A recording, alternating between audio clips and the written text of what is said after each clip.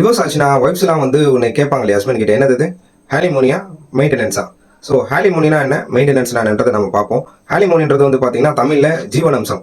So மெயின்டெனன்ஸ்ன்றது பராமரிப்பு. So அதை பத்தி தான் நம்ம இன்னைக்கு பார்க்க போறோம். Under section BNSS 144 maintenance under Hindu adoption and maintenance act 1956.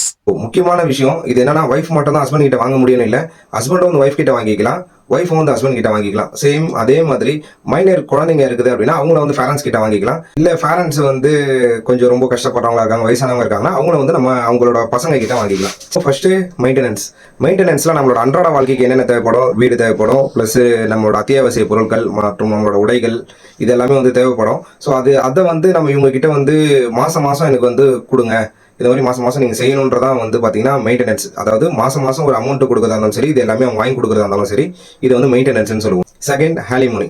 ஹாலிமோனின்றது என்னால வந்து மாசம் மாசமெல்லாம் தர முடியாது, நான் மொத்தமாவே கொடுத்துட்றேன் அப்படின்னும் போது சரி மொத்தமா ஒரு அமௌண்ட் வந்து பெரிய பல்கான அமௌண்ட் ஒரே செட்டில்மெண்ட்டா வந்து கொடுத்துருவாங்க. ஸோ அது வந்து ஹாலிமோனி. ஸோ இதுதான் வந்து மெயின்டெனன்ஸ்க்கும் ஹாலிமோனிக்கும் உள்ள டிஃபரன்ஸ். ஸோ உங்களுக்கு எது இந்த மாதிரி யூஸ் ஆகுதோ அதுக்கேற்ற மாதிரி நீங்க அவங்க கிட்ட வாங்கிக்கோங்க. ஸோ இது முக்கியமா வந்து டிவோர்ஸ் ஆனவங்களுக்கு மட்டும் தான் அதிகமாக யூஸ் ஆகும். ஸோ டிவோர்ஸ் ஆனவங்க கண்டிப்பா இதை பார்த்து உங்களோட லைஃபுக்கு ஏற்ற மாதிரி உங்க குழந்தைங்க எல்லாருமே இருந்தாங்கன்னா அதுக்கேற்ற நம்ம பாதுகாப்புக்கு ஏற்ற மாதிரி உங்களுக்கு ஹாலிமோனி வேணுமா இல்லை மெயின்டெனன்ஸ் வேணுமா நீங்க பார்த்து எடுத்துக்கோங்க.